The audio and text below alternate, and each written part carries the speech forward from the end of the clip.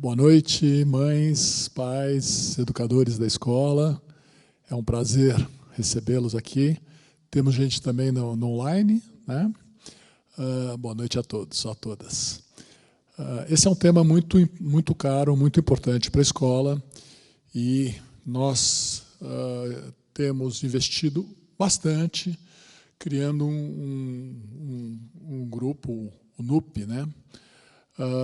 Com nossas profissionais aqui, sendo lideradas pela Débora Vaz, que tem estudado esse tema com a presença de especialistas, como a que nós vamos ter hoje, né, com o prazer de receber Mariana Rosa aqui conosco, mas que tem dedicado muitas horas para esse tema que é tão importante, né?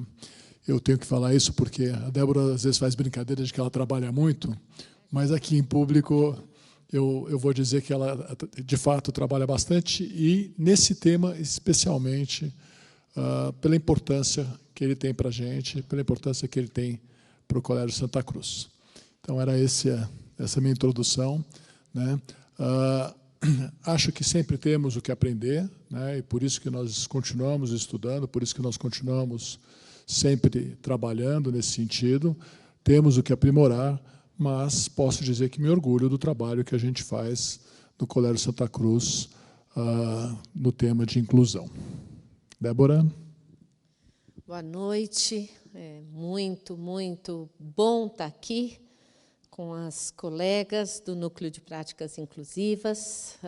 Nós somos 5, mais diretamente. Eu tenho certeza que a gente está aqui também com representantes do grupo de estagiários da escola, que fazem um trabalho valioso de tanto aprenderem, como, eu garanto, também nos ensinarem sobre a perspectiva de um olhar ainda em formação, o que tem sido muito importante para a gente. Então, tem sido um percurso de muito estudo, de muito diálogo, e é para isso que a gente está aqui hoje à noite. Tem uma beleza nessa noite, que é, no começo do ano, eu já contei isso em várias situações, nós havíamos planejado, já no ano anterior, que a escola teria como foco formativo o compromisso com a equidade, a diversidade e a democracia. E nós criamos algumas trilhas de formação dos nossos professores e professoras, e para abrir o ano letivo, estava faltando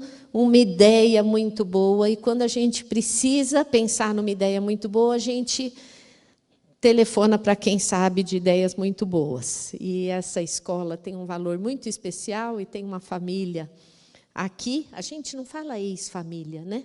Mas a Ilana Katz, que é uma psicanalista, mãe dessa escola, e eu telefonei para a Ilana, falei: Ilana, a ideia é essa, a gente queria muito educadores e pesquisadores que falassem desses 3 campos, da diversidade, da equidade e da democracia.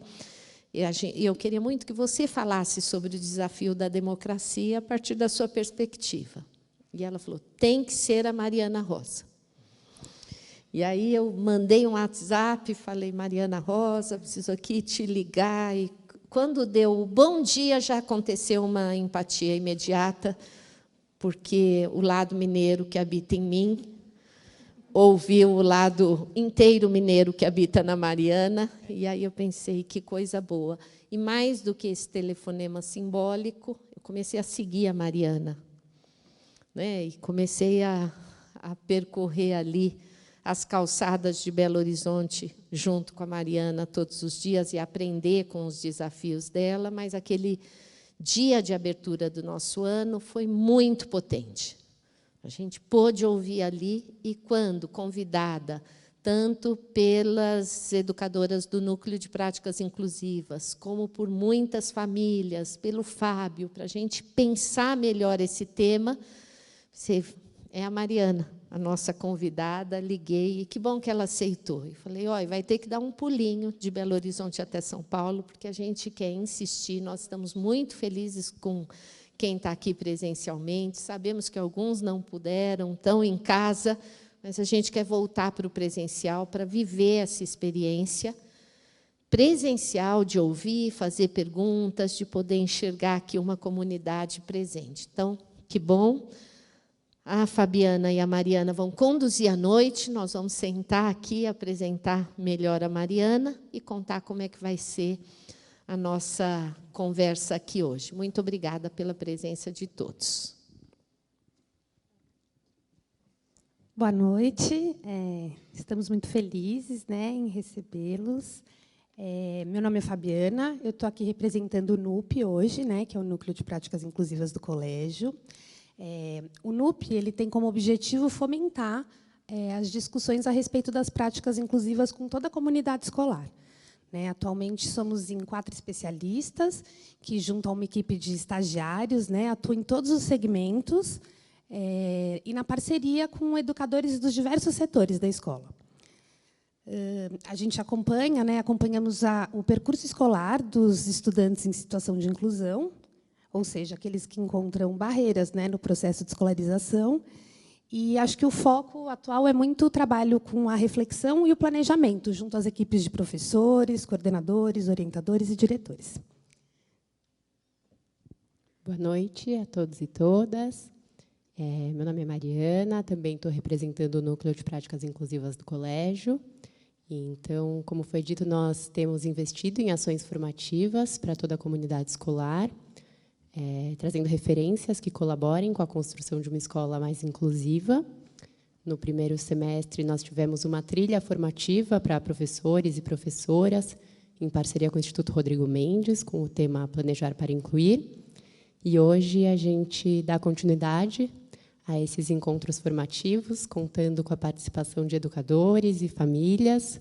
Muito felizes com esse encontro, com a Mariana, que é jornalista, educadora, mineira e é mestranda em educação pela Faculdade de Educação da Universidade de São Paulo, é integrante do coletivo feminista Ellen Keller, estou pegando minha colinha aqui, e fundadora do Instituto CAUI, Redes de Inclusão.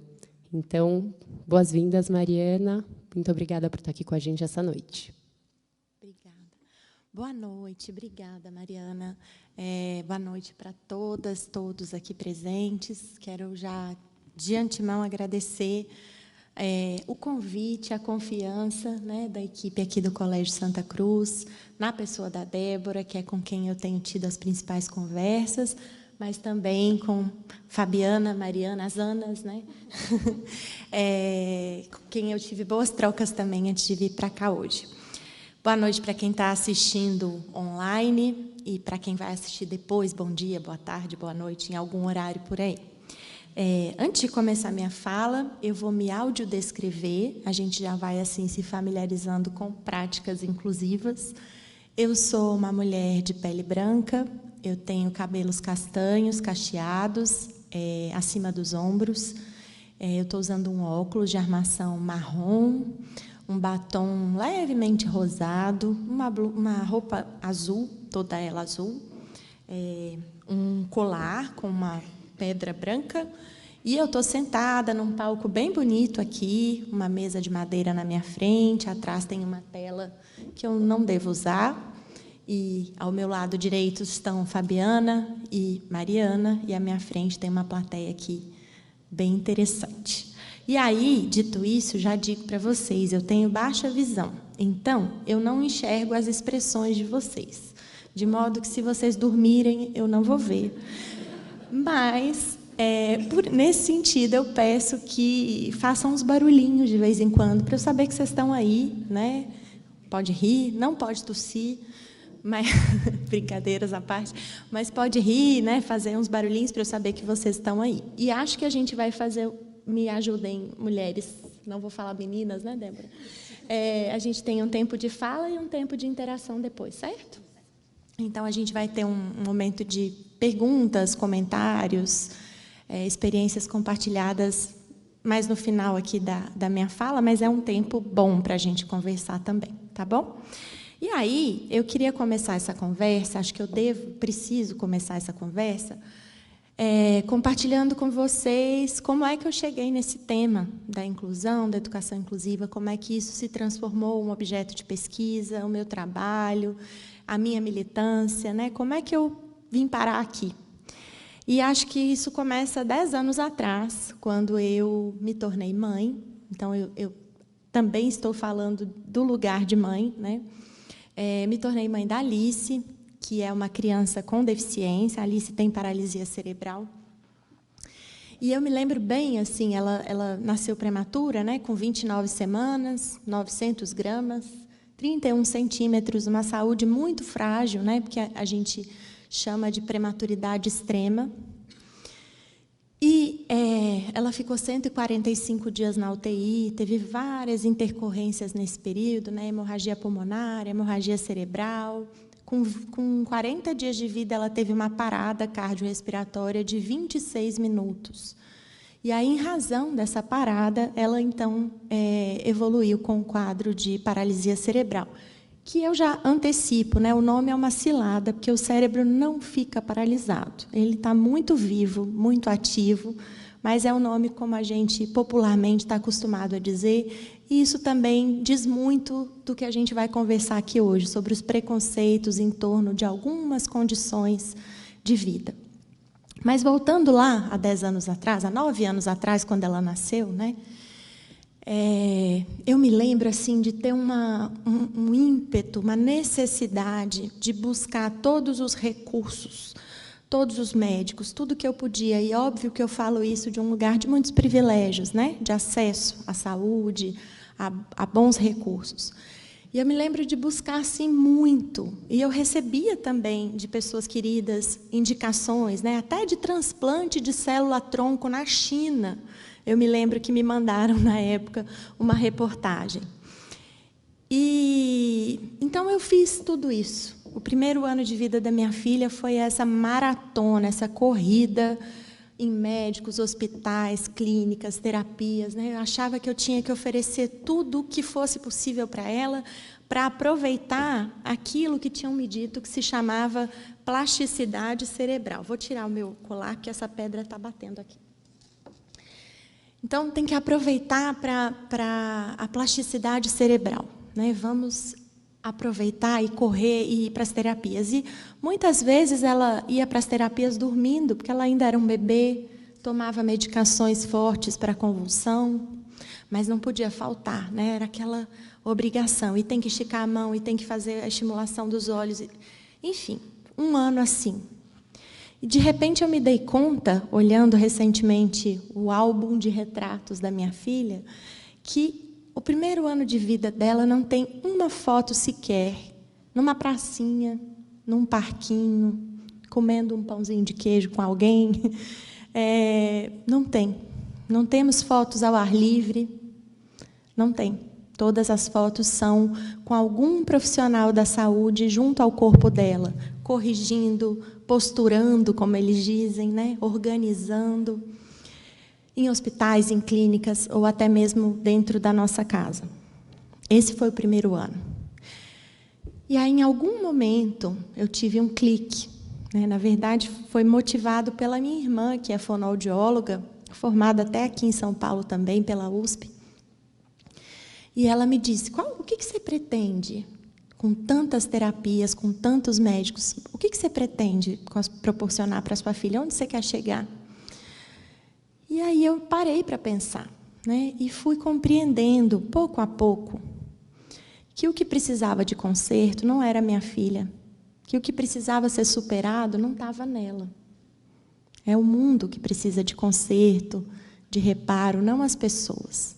E isso não significa negligenciar ou deixar de oferecer para ela as condições de que ela precisa para viver bem, para se desenvolver. Mas a gente deixa de colocar isso como objetivo final, como a grande meta a ser alcançada. No dia que ela falar, no dia que ela andar, ela vai precisar cumprir isso, né? Deixa de ser isso e passa a ser viver o cada dia bem, feliz, com as condições possíveis para que ela se desenvolva e com foco em outras questões que não são dela, que são do mundo. Quis o destino que, um pouco depois, eu também me tornasse uma mulher com deficiência. Eu tive um descolamento de retina importante nos 2 olhos, perdi completamente a visão do olho direito e fiquei com uma visão residual no olho esquerdo que está assim meio cambaleante, indecisa. Não sabe se fica, se vai. E eu já tinha Alice, eu já sabia mais ou menos, né, como é que eu podia pensar essa nova condição, mas é muito diferente quando essa condição nos atravessa diretamente. E aí eu senti necessidade de me aproximar de outras mulheres como eu, outras mulheres que vivem a experiência da deficiência. E foi assim que eu cheguei ao coletivo feminista Helen Keller. Helen Keller, para quem não sabe, foi uma mulher com deficiência, surdo-cega, desacreditada, né? As pessoas não acreditavam que ela escrevia o que escrevia, fazia o que fazia, porque ela era surdo-cega. Ela foi, inclusive, sufragista, ajudou para que as mulheres pudessem ter direito ao voto. Então, foi nesse coletivo que eu encontrei mais de 60 mulheres vivendo em situação de deficiências as mais diversas, pelo Brasil todo. E eu fui entendendo que eu precisava politizar a deficiência, politizar essa condição. E quando eu falo politizar, não estou dizendo de política partidária, estou dizendo de compreender essa condição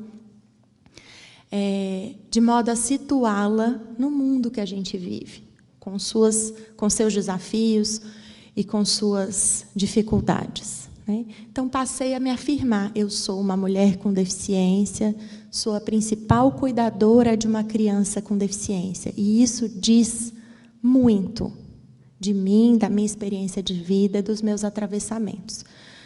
Mas não é só isso. Eu também fui entendendo que eu precisava encontrar conforto para situações que eu passei a vivenciar, que eu não tinha vivenciado até ali, percebe? Eu não nasci com deficiência, eu adquiri, a maternidade era recente, então era recente o fato de eu transitar na rua e não passar despercebida, sempre ter alguém reparando a minha presença junto com a minha filha e comentando de maneira pejorativa a minha presença junto com a minha filha. E aí eu pensei, preciso estudar, preciso encontrar conforto em alguma coisa que me explique por que isso acontece, não acontecia até outro dia. E aí eu me aproximei dos estudos da deficiência, né, das Disability Studies, que existem no mundo desde a década de 70, mais ou menos, e comecei a fazer parte de grupos de estudos da Universidade Federal de Santa Catarina sobre deficiência, sobre os estudos da deficiência. Também passei a me interessar por educação, né, educação na perspectiva inclusiva, para poder contribuir para o processo da minha filha de escolarização. E aí cabe um importante parênteses, né? Lá atrás, quando ela tinha 3 anos, eu imaginava que ela não era uma criança de ir para a escola. Eu não imaginava que ela era uma criança, com aspas aqui, educável. Eu nunca vi uma criança como ela na escola, eu não tive essa experiência. Então, eu pensava, ela não vai para a escola, não tem escola para ela. Ela não vai. Isso há bastante tempo atrás, 6 anos, 7 anos atrás. E, à medida que eu fui estudando, eu fui entendendo, ela vai, é direito dela. E, se essa escola não existe, ela vai ser criada. Ela vai passar a existir. Porque nós estamos aqui, no século XXI, no ano de 2022, e a gente já aprendeu, com o currículo que a humanidade nos trouxe até aqui, que a gente tem direitos, que todas as pessoas têm direito a. Foi assim que eu cheguei aqui, nesse lugar de estudar a educação inclusiva, de tornar um objeto de pesquisa de mestrado, de refazer a minha trajetória profissional de jornalista para educadora, para consultora em inclusão, para pesquisadora no campo, para militante, para ativista, para fundadora de um instituto com outras pessoas que me antecederam e que contribuíram para as conquistas que a gente tem hoje e com as que virão, né, que vão dar continuidade a esse legado. E aí que eu entendi, né, quando a gente faz essa discussão e vai politizando a discussão da deficiência, eu entendi que a deficiência não é um laudo, um diagnóstico, o carimbo que o médico coloca lá com o CID na receita médica. Eu entendi que a deficiência não é uma condição individual. Por quê? Óbvio, eu tenho uma lesão, né, nos olhos, na retina, a minha filha tem uma lesão cerebral. Isso tudo existe, é material. Mas isso não deveria significar obrigatoriamente a experiência da deficiência. Se a gente vivesse num outro mundo, em que fosse liberado a gente ter infinitos arranjos e modos de ser e estar aqui, nós seríamos mais uma, duas, três, quatro vivendo.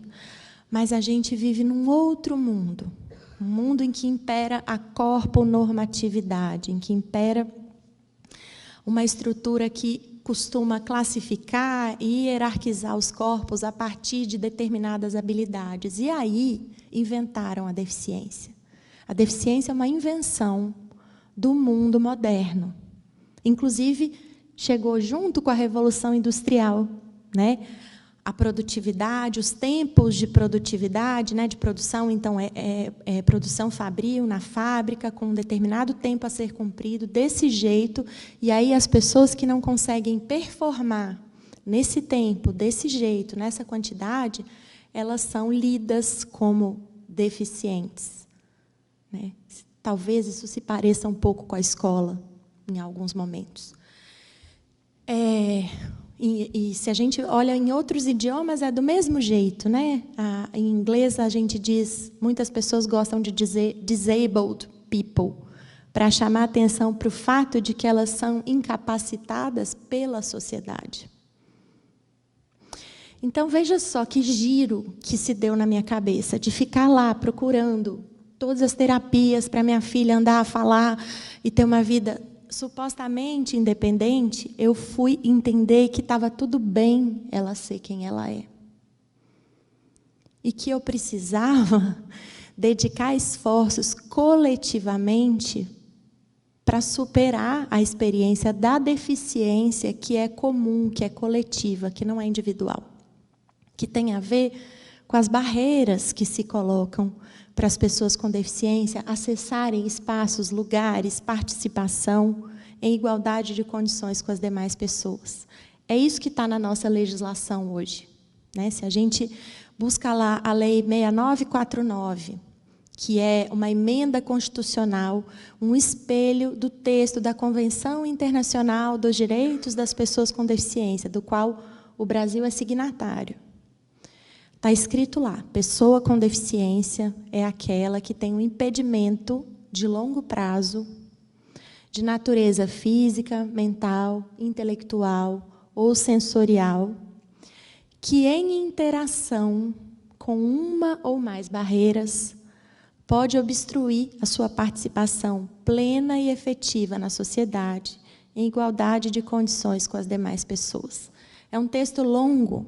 Se a gente resumisse, a gente diria assim: pessoa com deficiência é aquela cujo corpo, quando se coloca no mundo, encontra barreiras, porque esse mundo não abraça, não acolhe a variabilidade de corpos, as diversas formas de ser e estar no mundo. E aí se dá a experiência da deficiência. Então, não é uma questão filosófica aqui, é também, mas é uma questão do direito hoje. E essa narrativa é uma narrativa que foi disputada e protagonizada por pessoas com deficiência, que começaram a dizer: você que está dizendo que eu não sou capaz, você está dizendo que eu tenho um problema, deixa eu te dizer, me dê as condições para viver com dignidade, que você vai entender que a deficiência é construída socialmente, é uma produção social. Deficiência não é individual. Deficiência é uma situação de opressão. E se assim a gente está perdendo tempo discutindo aluno por aluno, laudo por laudo, CID por CID. A gente tem que discutir o ensino, a prática pedagógica, a acessibilidade dos espaços, os ambientes, as tecnologias, a comunicação. É isso que a gente precisa discutir. Como é que a gente amplia o repertório de mundo, expande as nossas concepções de modo a considerar uma gama gigantesca de pessoas e modos de existir que até então a gente desconhecia, e até bem pouco tempo atrás a gente desconhecia. Daí a nossa dificuldade, inclusive. Percebe? Não existe solução individual para um problema que é coletivo, que é construído socialmente. Então, não vai adiantar colar um profissional, um médico, um fonoaudiólogo no seu filho ou no seu aluno dentro da escola, porque ele vai continuar sendo lido como incapaz. Ele vai continuar sendo percebido como incapaz. Se a gente não cuidar das relações com os colegas, com os professores, com o ambiente, uns com os outros, e transformar a maneira como a gente entende as pessoas e as formas de ser e de estar aqui, as barreiras que se colocam e a possibilidade de conviver em alteridade. É isso que a gente tem que questionar, pensar. Ou seja, a gente tem que enfrentar uma estrutura capacitista. O que é o capacitismo? O capacitismo está para as pessoas com deficiência, assim como o machismo está para as mulheres, o racismo está para as pessoas negras e assim por diante. E os movimentos negros têm dito muito bem, em alto e bom som, que o racismo é um problema da branquitude. E a gente também precisa compreender que o capacitismo é um problema de quem não tem deficiência, dos bípedes, dos videntes, dos ouvintes, porque são essas as pessoas que estão criando as barreiras ou negligenciando os modos de compreensão que possibilitam com que a gente possa criar arranjos para conviver uns com os outros. São essas pessoas nessa estrutura que estão criando a barreira, que estão impedindo que a gente possa acessar. E aí é que tem a coisa mais perversa do capacitismo, na minha visão, porque o que o capacitismo faz? Ele rouba a nossa possibilidade de conviver uns com os outros. É como se as nossas relações tivessem que ser o tempo todo negociadas, barganhadas, discutidas. Elas não são naturais, elas são o tempo todo atravessadas pela falta de acessibilidade, que é uma coisa absolutamente material. Pela falta de acessibilidade e pela falta de compreensão de que essa é uma forma de estar no mundo legítima, como qualquer outra. É isso que tem moldado as nossas relações e nos roubado a possibilidade de conviver. Quantas vezes minha filha, que tem uma deficiência considerada mais grave, e eu digo para vocês que grave é a compreensão que o mundo tem sobre a condição dela e que a afasta do mundo, é isso que é grave. Mas quantas vezes nós fomos impedidas, ela foi impedida e eu, na condição de cuidadora por tabela, de estar em lugares, simplesmente porque ela é quem é. E não é só ela que está perdendo, ou não são só as pessoas com deficiência, somos todos nós, que estamos aqui tendo que dedicar tempo e quebrar a cabeça para pensar como é que a gente inventa jeito de conviver uns com os outros, cada um na sua singularidade, sem deixar ninguém para trás. Foi porque nós não tivemos esse direito, historicamente, é que nós estamos nessa sinuca, nesse dilema nos dias de hoje. Porque a gente foi aprendendo, ao longo da história, que a gente tem que pegar as características das pessoas e classificar, agrupar e hierarquizar. E quando a gente faz isso, como é que eu vou classificar? Então, aqui estão as pessoas de pele branca, aqui as negras, aqui os indígenas, aqui os gordos, os magros, os altos, os baixos, as mulheres, os homens. Enfim, a gente pode fazer esse agrupamento a partir de qualquer critério que a gente quiser. Critérios que são baseados em características extrínsecas a nós, de fora da gente. A gente classifica, agrupa, e aí a gente diz: negros são piores do que brancos, mulheres são piores do que homens, pessoas com deficiência são piores do que pessoas sem deficiência. Falando aqui de uma maneira muito simplista, mas basicamente isso que a gente aprendeu a fazer ao longo dos tempos, né? Essa é a nossa história.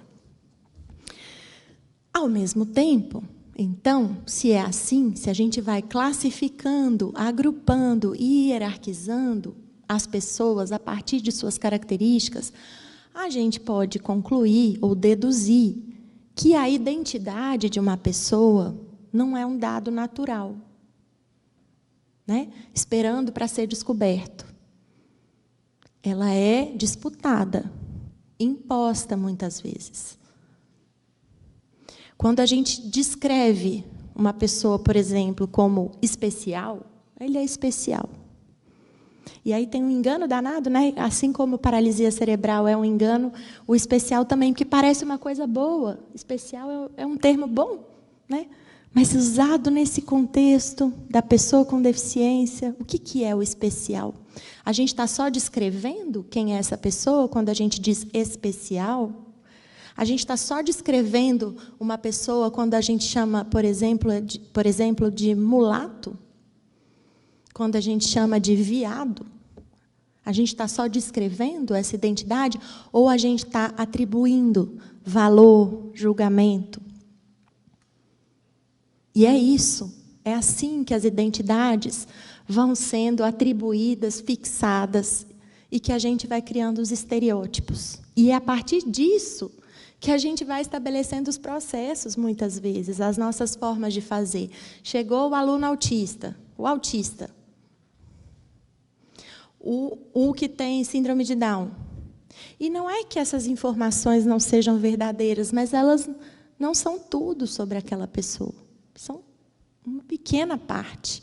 Não definem aquela pessoa, compõem, fazem ali uma moldura, mas não fixam aquela identidade. Mas nós fixamos. No instante em que a gente diz especial, autista, ou qualquer outro nome que, às vezes, parece que é um nome indefeso, é só uma descrição, não é. Tem todo um imaginário que a gente construiu ao longo da história, que a nossa cultura foi nos passada por transmissão e que faz com que a gente atribua valor, sentido, julgamento, quando a gente diz esses nomes. Então, é importante a gente saber, a gente discrimina, tem preconceito, são os vieses inconscientes. Não são, gente, não tem nada de viés inconsciente. É disputa de poder. É assim que a gente foi moldado. É assim que o mundo tem se estruturado até aqui. Tem a ver com exercício de poder. Enquanto a gente não puder pensar identidade e diferença a partir de uma discussão de relações de poder, nós não vamos ter essa conversa de uma maneira madura. Nós não vamos ter essa conversa no sentido de avançar nesse tema. E a história está aí para provar o que eu estou dizendo, né? O que eu estou dizendo, não, é que eu estou falando e estou citando um monte de gente aqui na minha cabeça, né? Por exemplo, essa discussão da identidade é toda lá do Tomás Tadeu da Silva. Podem procurar lá que vocês vão achar, se é que já não identificaram nele isso que eu estou dizendo. Mas, voltando, o que a história nos contou na educação, por exemplo? Se a gente fizer uma retrospectiva da história da educação e das pessoas com deficiência, o que a gente vai encontrar nessa história? A gente vai saber que a primeira sala de aula de estudantes com deficiência, lá no final do século XIX, no tempo de Dom Pedro II, foi dentro de um hospital psiquiátrico. A primeira sala de aula de pessoas com deficiência foi dentro de um hospital psiquiátrico. Identidade tem a ver com relação de poder. Lembra disso? Onde hoje é a Universidade Federal do Rio de Janeiro, né? Aquele prédio lá. Depois a gente entra no século XX, 1920, vocês que são profissionais da educação, enfim, sabem, lembram, conhecem os famosos testes de Binet, que eram aplicados nessa época, 1920, 30, que classificava a inteligência das pessoas, a suposta inteligência. Então, criou-se arbitrariamente uma escala. O que é a inteligência ideal? Quem que criou isso? Isso não é um dado da natureza. Alguém foi lá e disse, isso é o ideal. Né? E aí, o que ficava abaixo tinha nome, né? Cretino, idiota, eram nomes que estavam na escala de Binet para qualificar as inteligências que eram percebidas, lidas ou cientificamente provadas pelos testes de Binet como inferiores. E o que acontecia com essas pessoas? Elas eram vetadas das escolas, elas não podiam ir para a escola. Para ir para a escola, você tinha que performar uma inteligência, um padrão, um ideal. Aí você podia acessar. Os que não acessavam ficavam de fora. Não tinha nada previsto nessa época para essas pessoas que ficavam de fora, majoritariamente pessoas com deficiência. E aí, o tempo foi passando, chegou 1940, 50, as famílias, nós, né, começaram a questionar isso, falaram, poxa, tudo bem, né, já entendi, meu filho tem um probleminha, mas não vai ter nada para ele, o que eu vou fazer? E aí criou-se as associações de pais e amigos dos excepcionais. Naquela época, a gente usava esse nome, né, excepcional. De novo, quem definiu o que é a norma e quem definiu o que é excepcional? Com quem que está a régua do mundo? Nós vamos falar disso já já. Então, criaram-se as APAES, Associação de Pais e Amigos dos Excepcionais, que era o quê? Mobilização das famílias para tentar dar um destino para essas crianças e jovens que estavam impedidas de ir para a escola porque não performavam alguma coisa que era considerada idealizada. E as APAES se instituíram e prestaram um bom serviço nessa época, não tinha nada, né?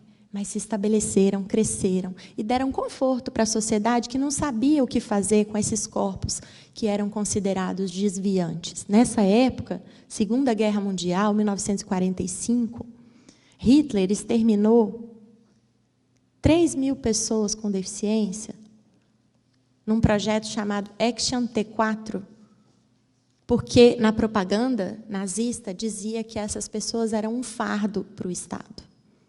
Elas eram um ônus. Elas não iam gerar recursos, elas não iam produzir. Então, elas tinham que ser eliminadas. É nessa mesma época aí que, no Brasil, vem as APAES. E o Estado diz, que bom que vocês estão se ocupando, porque eu não vou me ocupar disso. São sujeitos perdidos. Quando a gente classifica, agrupa e hierarquiza, eles estão na prateleira inferior do que é ser gente, é subgente. Então, não tem política pública para essas pessoas, não são sujeitos de direitos. O que acontecia nessa época? Eram institucionalizados, excluídos, medicados, contidos quimicamente, internados em manicômios, mortos. Esse era o destino das pessoas com deficiência menos de 100 anos atrás, 80 anos atrás. Com o tempo, o Estado resolveu reconhecer que as APAES e outras instituições do gênero prestavam um serviço importante, do qual ninguém queria se ocupar. E aí passaram a repassar verbas para essas instituições. E elas começaram a receber verbas cada vez maiores, da assistência social, da saúde, da educação, até porque não tinha um objeto de trabalho definido. O que era ali? Juntar as pessoas com deficiência e dar um jeito de torná-las mais úteis à sociedade. Então, assim, é verba de várias pastas, porque ali não é escola, mas também não é saúde, mas também o que é aquilo? Então, um pouquinho de cada uma. Né? E aí essas instituições crescem e passam a fazer o quê? Disputar também. Disputar narrativa, disputar poder, disputar a ideia do que é ter uma deficiência. E a gente, olha que sacada do capacitismo, a gente passa a chamar essas instituições segregadas, que têm o nome excepcional lá, cravado, de escola especial. A gente põe o nome de escola, não são escolas, e ainda põe especial, que é para ficar mais bonito. Não é escola, porque não dá acesso a currículo. Ninguém pode sair da PAI e fazer um Enem, ou, naquela época, prestar um vestibular. E isso explica porque menos de 1% das pessoas com deficiência chegam ao ensino superior. Não tinham acesso, direito à educação. Mas a gente chama de escola especial. Isso é o máximo que nós, como sociedade, achamos que poderíamos oferecer para essa categoria inferior de gente. E aí a gente cria o Teleton e vai pedir favor, né? Doe. É para superação dessas pessoas, né? Então, fica ali no campo do assistencialismo, né? No campo da benevolência, vira esse jogo de poder, e a gente está fazendo alguma coisa que dá algum destino para essas pessoas, de preferência, bem longe dos centros das cidades. Essas instituições são construídas em estruturas afastadas, com muros altos.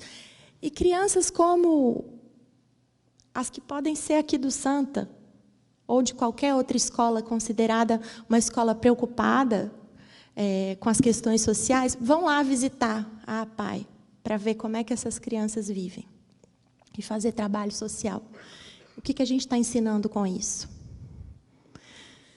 E aí a gente chega no final do século XX, graças a Deus, aos orixás, a quem quer que seja, chegamos no final do século XX, com as pessoas com deficiência dizendo, chega. Nada sobre nós sem nós. Ninguém tutela a gente. A gente sabe quem a gente é. E a deficiência está nos sendo imposta. E a tutela está nos sendo imposta. E a ausência de direitos está nos sendo imposta. E aí tem movimentos sociais, e o mundo todo caminhando no mesmo sentido. Vem Declaração Universal de Direitos Humanos, vem a LDB, vem a Constituição, não nessa ordem. Enfim, vem Convenção de Salamanca, Declaração de Salamanca, vem a Convenção Internacional dos Direitos das Pessoas com Deficiência, aí já nos anos 2000. E agora, mais recentemente, 2015, vem a Lei Brasileira de Inclusão. Puxa, chegamos num tempo maravilhoso, um tempo em que a gente pode dizer que pessoa com deficiência é gente, é sujeito de direitos. E, como tal, tem direito à educação. Na escola, que não tem outro lugar que a educação formal, para acessar o currículo, aconteça. E aí as escolas têm que se haver com esse desafio. Aqui estamos. Lá em 1990, os estudantes com deficiência começam a ser mobilizados para as escolas, né? E aí, em 2007 para 2008, mais ou menos, quando a gente pega o gráfico do censo escolar, a gente percebe que foi a primeira vez na história em que as matrículas dos estudantes com deficiência nas escolas comuns superaram as matrículas das instituições segregadas. 2007, 2008, nós estamos em 2022. Tem pouquíssimo tempo. Foi outro dia. De modo que a gente pode dizer que a gente tem muito mais experiência em segregar, discriminar, excluir, do que em incluir, do que em pensar na convivência, em alteridade. A gente é craque em fazer isso. São milhares de anos aprendendo a excluir e 12, 15 anos aprendendo um outro jeito de fazer. 20 anos, vai, se a gente quiser ser generoso. Então, o que a gente fez? A gente pegou o conceito de deficiência, que a gente chama de modelo social da deficiência, que é esse que a gente entende que a deficiência não é do indivíduo.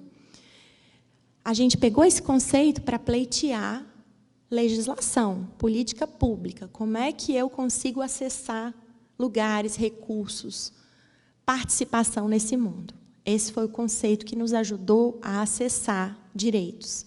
Mas tem um outro conceito, que é o que importa para a escola, né? Se o conceito de deficiência ajudou a garantir que essas pessoas historicamente marginalizadas e segregadas pudessem estar na escola hoje, quando elas entram na escola, esse conceito tem que ficar lá do lado de fora.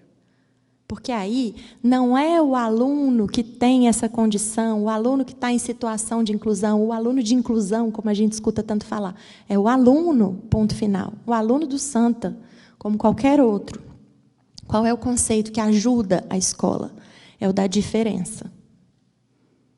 Qual é a diferença entre deficiência e diferença, né? Deficiência é uma produção social, uma situação de opressão. Diferença é o que nos compõe a todos. É o que faz com que a gente seja 7 bilhões de pessoas no mundo e não tenha um que seja igual ao outro. Não tem, nunca houve, nunca haverá, certo?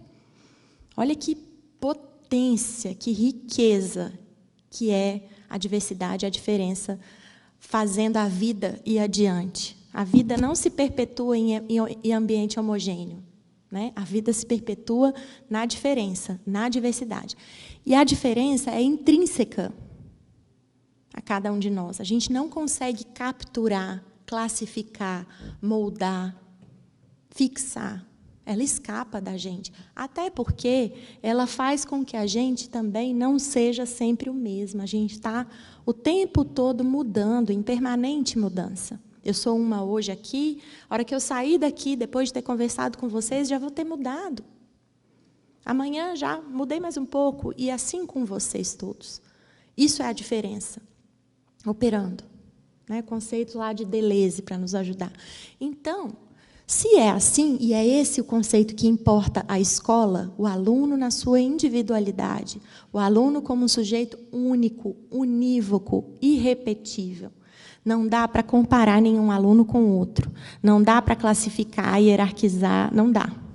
Na escola, todos são iguais. Por quê? Porque todos têm essa condição da diferença em si, e não em relação a ninguém, em si. E aí a magia acontece, se a gente passa a entender assim. Porque aí a gente, não achando que é ele que é o dissonante, o diferente, o laudado, o que tem um problema, a gente achando que ele é um outro, assim como tantos outros.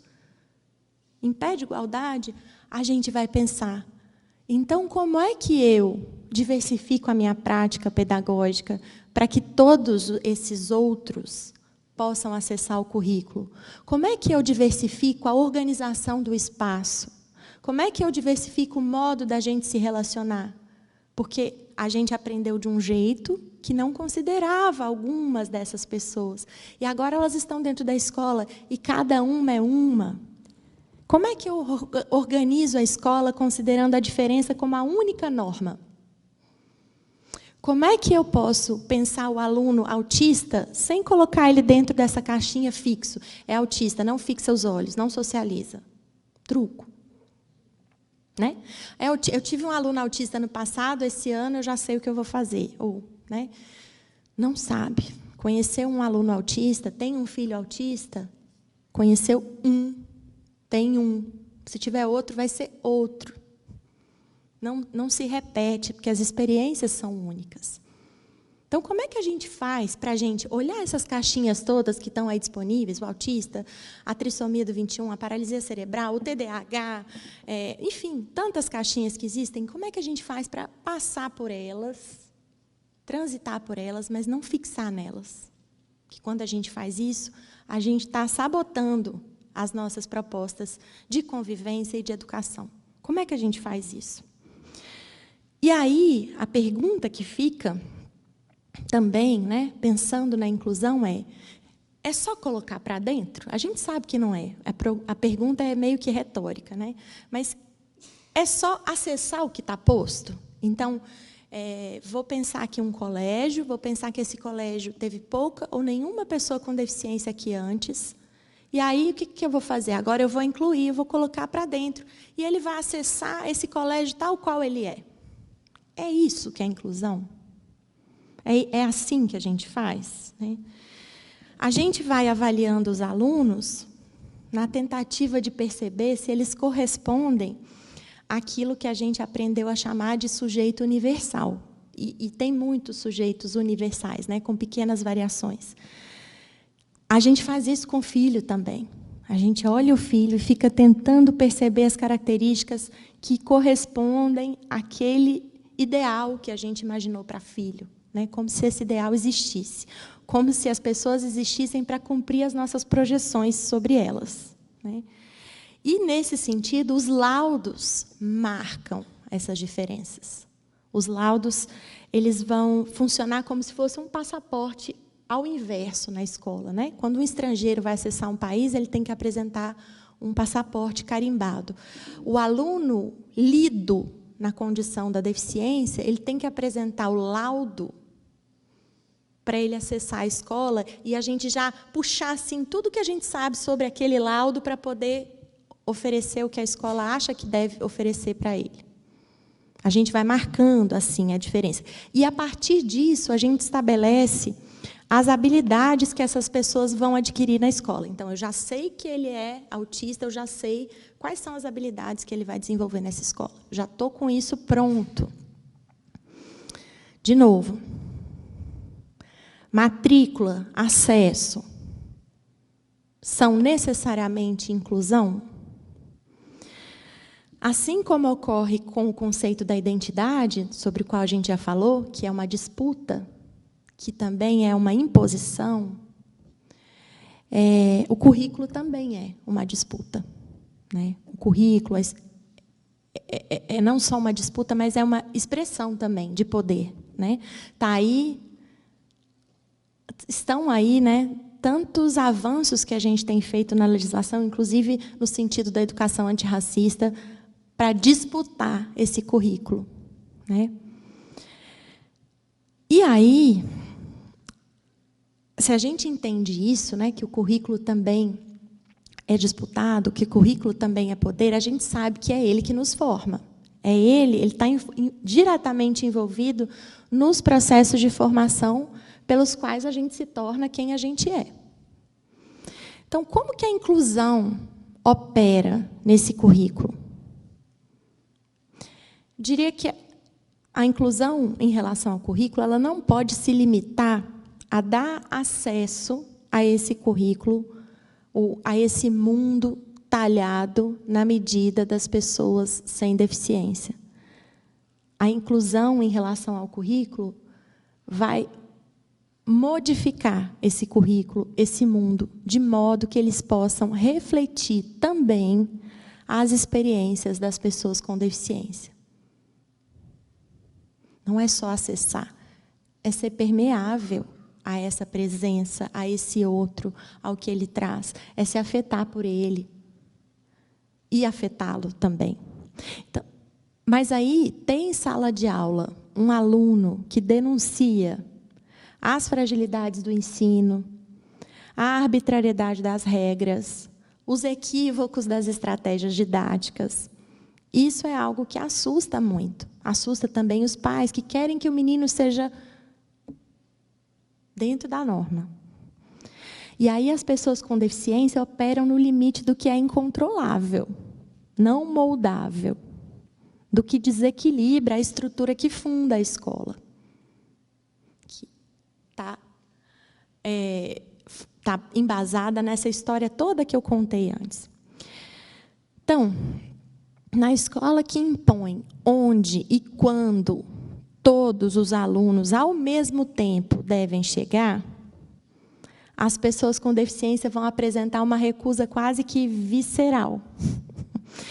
E aí, como a gente não pode atribuir a elas o título de algozes, como a gente faz com os alunos chamados de indisciplinados, né, a gente chama de incapazes, deficientes. A necessidade da gente formar sujeitos dóceis, hábeis, obedientes, produtivos, úteis, nos deixou de herança uma escola em crise, que passa por esse grande dilema que é proposto pela perspectiva inclusiva, pela educação inclusiva. Então, a inclusão é uma proposta que inaugura uma página inédita na história da educação brasileira. Uma página que nunca foi escrita antes. E não é fácil a gente escrever essa página, porque nós não aprendemos numa escola para todos, nós aprendemos numa escola para alguns, nós ensinamos numa escola organizada para competição, para a exclusão dos que não se enquadram nos padrões, nas normas, nos modelos. Então, a inclusão mexe com a gente, porque ela nos obriga a repensar constantemente o que a gente entende por ensinar, por aprender, por avaliar, O que a gente entende como cuidar de um filho?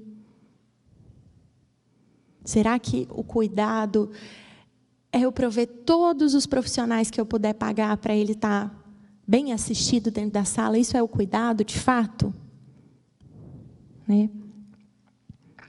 A educação inclusiva também critica a centração dos processos de ensino em resultados que são pré-fixados, né?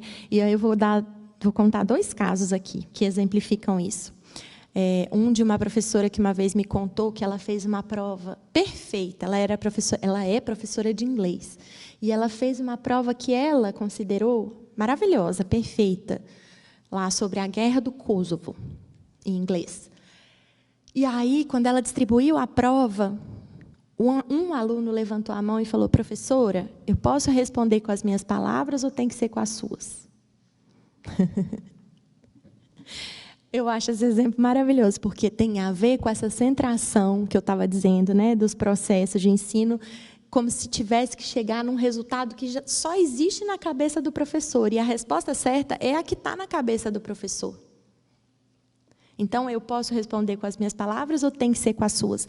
E aí, dando um exemplo mais gritante ainda, no caso da minha filha, né, que no processo de alfabetização a professora disse: amanhã todos os alunos tragam tênis com cadarço, que a gente vai treinar o gesto motor de passar cadarço no tênis. E aí eu perguntei: professora, qual que é o objetivo da atividade? Treinar, passar o cadarço no tênis para desenvolver a habilidade motora para a escrita. Aí eu: sim, mas a gente só escreve com a mão? Só manuscrito? Ou tem outras formas de escrever? Gente, quem aqui está escrevendo com a mão hoje em dia? Quase ninguém. Né? Pegar uma caneta e escrever. A gente fica até com dor na mão quando faz isso. Então, percebe? Por que só tem esse jeito? Vai todo mundo levar o tênis de cadarço e treinar, passar para escrever à mão? Sendo que tem tênis de enfiar o pé, tem tênis de velcro, tem tênis sem a parte de trás. Se tem muitas formas de escrever também.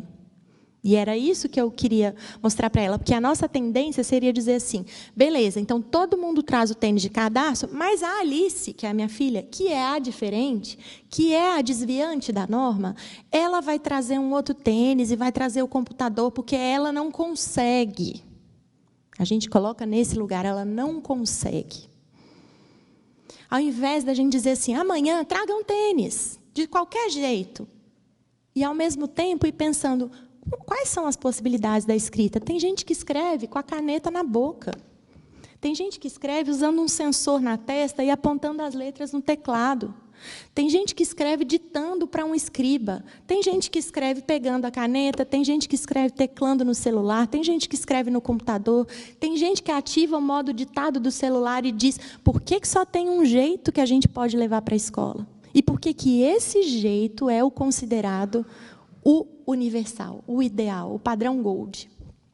E o outro, que é considerado o desviante, o ruim, o que falta. Aliás, é curioso isso, né? A deficiência é a única característica, né, em que a gente diz a pessoa pelo que ela não é. Então, a gente diz: ela não enxerga, ela não ouve, ela não anda. Mas eu, por exemplo, não me apresento dizendo que eu sou não homem. Né? Eu sou não homem, eu sou não homossexual. Eu digo o que eu sou. E por que, no caso da deficiência, a gente tem que ressaltar o que não é? Aquela pessoa tem um monte de outras características, capacidades, potencialidades, interesses, mas a gente está ali falando do que ela não é capaz, no nosso entendimento, a partir da régua que a gente herdou, e que hierarquiza, e que subjuga, e que torna essas pessoas subalternizadas. Será que a aprendizagem se resume em conseguir que os alunos alcancem a mesma resposta ao mesmo tempo de um dado conteúdo? Que era isso que essa professora queria que a minha filha, por exemplo, fizesse, ou que o aluno da minha outra professora, da outra professora que me contou, queria que acontecesse. As famílias e os professores estão tão preocupados em controlar a aprendizagem, saber onde aquele aluno chegou, o que ele aprendeu, que se esquecem de refletir sobre o ensino. E isso é mais latente quando a gente está falando de estudantes ou filhos com deficiência. Por quê? Porque a ideia de pano de fundo é que é incapaz. Então, eu preciso ter certeza que ele aprendeu. Porque, no fundo, eu duvido. No fundo, eu acho que ele não é capaz. Ele aprendeu a somar, me prova. E aí tem vários exemplos. Outro dia, uma outra professora, um professor me contou. Ele estava ensinando números pares e ímpares. E na turma tinham crianças em situação de deficiência e crianças sem deficiência. E aí, a primeira atividade foi ir para a rua, na frente da escola, e olhar as casas. E os números das casas. E todos juntos, né? E observando, olha, professor, não é que de um lado são os números pares e do outro são os números ímpares? E aí, alguns foram logo entendendo isso, outros falaram, não entendi, como é que você sabe que 453 é um número ímpar? E aí, eles mesmos se explicavam. O outro falava, não, é só você olhar o último número. Se o último número for ímpar, o número é ímpar. 453 é ímpar. Ah, sei. E aí, as duas meninas com síndrome de Down não conseguiam entender o que era par ou ímpar com essa atividade. E a nossa tendência rápida de julgamento, de classificar, agrupar, hierarquizar, diria, porque ela tem síndrome de Down, ela tem dificuldade. Mas essa professora não estava, ela já está educada, ela já descolonizou o pensamento dela. Então, ela falou, eu tenho que mudar a atividade. Ela voltou para a sala com os alunos, distribuiu lápis de cor, pediu para formarem duplas. Alguns não queriam formar dupla, ficaram só com os lápis de cor na mesa. E, de repente, uma delas, das crianças com síndrome de Down, falou, professora, eu não sei se eu entendi, mas assim, ó, quando tem festa junina, na nossa turma sempre tem uma pessoa que fica sem o par. Porque não forma 2, 2, 2 e no final sobra 1. Porque o número de alunos da sala é ímpar, né? A professora explicou. Pronto, ela já compreendeu o que é par e ímpar, num outro jeito, junto ali com a turma. Mas era um outro jeito integrado à turma, não era um outro jeito que levou ela para uma salinha de lado, com um professor especializadíssimo em síndrome de Down, para explicar para ela o que é par ou ímpar. Ela aprendeu ali, com a diversificação das estratégias do professor. E essa é a diferença entre cuidado e controle, na escola e na família.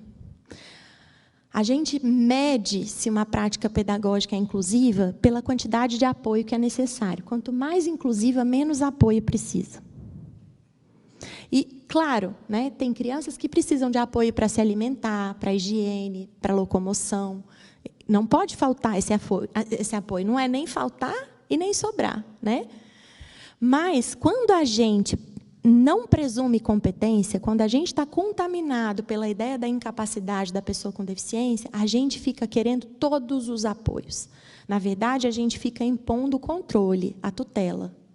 Porque a gente acha que ele precisa daquilo tudo. E aí a gente impede que outros arranjos possam emergir naquela comunidade, naquele grupo.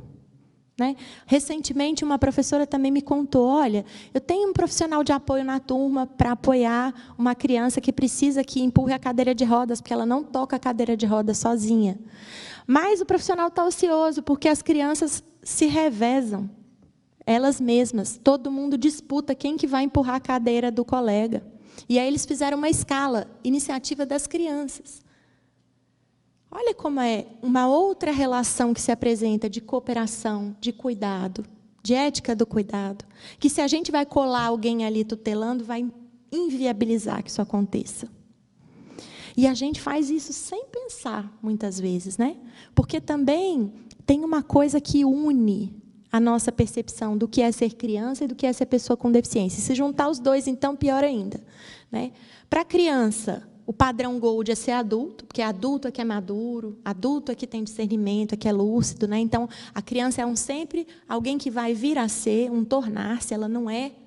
Né? Ela tem que mirar no adulto. E a pessoa com deficiência tem que mirar em se tornar alguém que não tem deficiência. Então, ninguém é validado, nem a pessoa com deficiência, nem a criança, pelo que é. Né? Tem sempre um padrão Gold a ser perseguido. E o que a gente faz com essas duas categorias? Tutela. Vale pensar sobre isso? Na escola, em casa? Onde o cuidado está sobrando? Onde que esse cuidado está sufocando a possibilidade dessa criança ter arranjos outros? Aliás, gente, escola é lugar da família nas interações, claro, né? Família tem que participar. Mas escola não é família. Escola é escola, né? Olha que maravilhoso que pode ser para uma criança com maior necessidade de apoio, porque a deficiência dela ainda não, a condição dela ainda não foi assimilada pelo mundo, né? E, portanto, os recursos ainda não estão sendo oferecidos. Essa criança desfrutar de um ambiente que não é o pai, a mãe ou alguém muito próximo, um ambiente que a respeita, que a considera, que compartilha cuidado com ela, sem a intervenção ali toda hora de alguém da família. Eu sinto que as famílias esperam que as escolas recebam formações que lhes deem instrumentos para verificar o que os alunos aprenderam, em que tempo isso ocorreu, né? E qual que é o resultado disso? Pensar. Aprender vai significar homogeneizar o conhecimento adquirido. Todo mundo vai ter que aprender a mesma coisa, porque, se não for assim, não aprendeu, né? Então, a inclusão é outra coisa, e eu já estou finalizando para a gente conversar. A inclusão, que eu acredito, que muitos autores acreditam, que a nossa legislação defende, né? A inclusão implica estar com os outros, com o outro, com os outros. E a gente não está incluído só quando a gente está junto, na mesma sala, no mesmo ônibus, no mesmo auditório. A gente está incluído quando a gente está sendo afetado e quando a gente está afetando o outro, né? Inclusão é uma política de afetação, de afeto.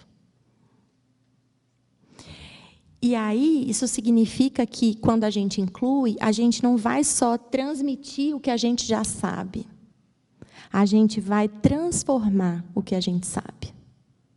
Porque, do contrário, a gente está reproduzindo as coisas como são e não estamos nos deixando nos afetar pela experiência, pelo outro, pela diferença que nos chega todos os dias.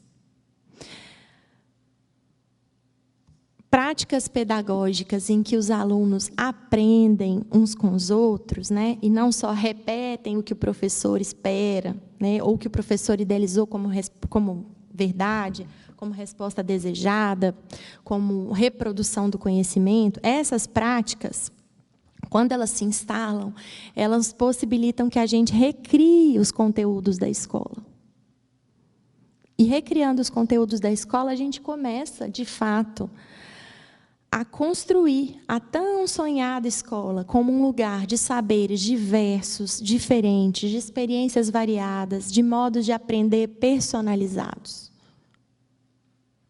Essa é a escola inclusiva, essa é a escola do século XXI. É nisso que essa escola se difere da escola de 1990, 80, 70. E é assim que começa a escola ideal, e vou dizer isso em homenagem ao meu colega que está aqui, o João, que uma vez me disse, a mim e a um grupo de pais, que não existe escola ideal. A escola ideal é aquela que a gente ajuda a construir. E a gente precisa ajudar a construir todas as escolas, porque a escola não se faz na ausência da gente. Ela se faz na nossa presença, com as nossas biografias, com a nossa diferença. É ali que a escola se faz, é ali que ela se afeta, se transforma, se modifica, avança. E é assim que a gente vai fazer a escola inclusiva, que nunca vai estar pronta e acabada, porque nenhum de nós está. Ela vai estar sempre em construção, a partir das provocações de cada um dos seus alunos, que são lidos como sujeitos únicos, unívocos, irrepetíveis e que têm valor em si.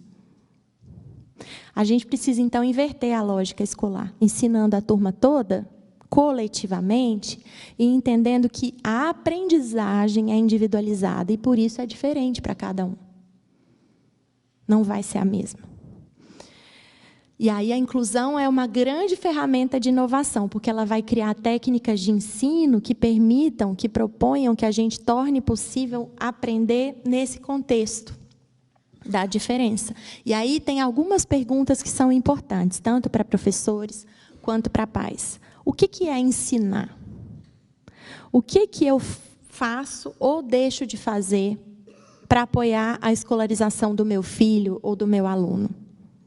O que eu faço e o que eu deixo de fazer ou deveria deixar de fazer, né? O que significa ser um bom aluno? O professor é o único que ensina na sala de aula? Eu sei dividir o que eu conheço e incentivar a curiosidade do meu filho ou do meu aluno, sem critérios arbitrários, pré-estabelecidos, sem hierarquia, sem presunção de qualquer natureza? O meu filho encontra em mim um abrigo para suas opiniões, para suas ideias. O meu professor, o meu aluno, perdão, encontra na minha face a crença de que ele é capaz de aprender? Por que essas perguntas são importantes? Porque elas ajudam a gente a desfazer as hierarquias, as assimetrias de poder e nos colocam em posição de igualdade. Igualdade quanto à nossa possibilidade de aprender. Todos nós somos capazes de aprender. Todos nós somos capazes de aprender. E por isso a inclusão é tão poderosa, né? Porque ela nos lembra que a gente nunca pode ser de um jeito que não possa ser de outro. Que a escola nunca possa ser de uma forma que ela não possa ser de outra maneira. E que as certezas impedem a transformação. Quem diz isso não sou eu, é o La Roça. E a gente se apoia nele para pensar a escola. Então, qual é o verdadeiro poder da inclusão? A inclusão distribui o poder. O poder está em cada um, em cada pessoa, na sua particularidade, na sua diferença, na sua singularidade.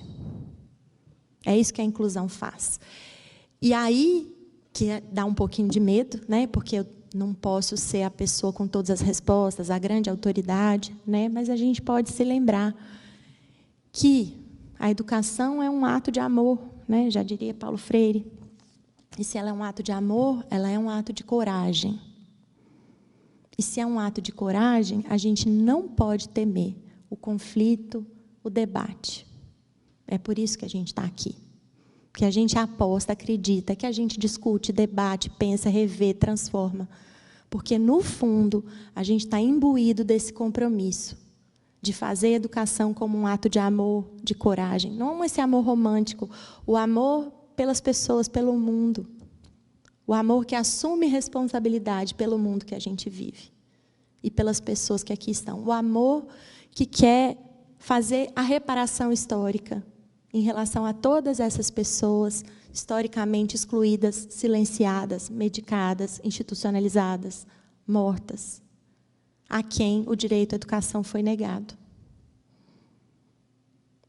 Eu acho que é esse o convite que a inclusão nos faz. E eu acho que é um convite irrecusável para nós que somos sujeitos desse tempo de hoje. Que bom que nós somos. E que bom que estamos aqui pensando nessa escola, nessa quinta-feira à noite, nesse colégio que topa essa ousadia, né, de pensar e aprender junto. Obrigada.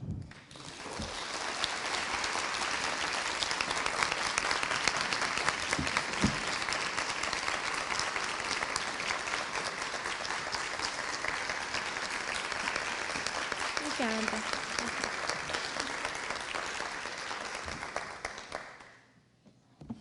A gente abre para as perguntas agora, se alguém da plateia quiser, a gente leva o microfone. Do chat tem como fazer? Quem está online? Ah, então, quem está em casa assistindo, manda pergunta no chat. Boa noite, Mariana. Quem está falando onde? Estou aqui, de vermelho, aqui. Uma mulher branca, de óculos também. Eu queria te agradecer muito. A sua palestra foi muito tocante, assim, desse afeto, né, dessa transformação. E eu queria te perguntar o seguinte: o que é essa virada de chave que você contou da sua experiência,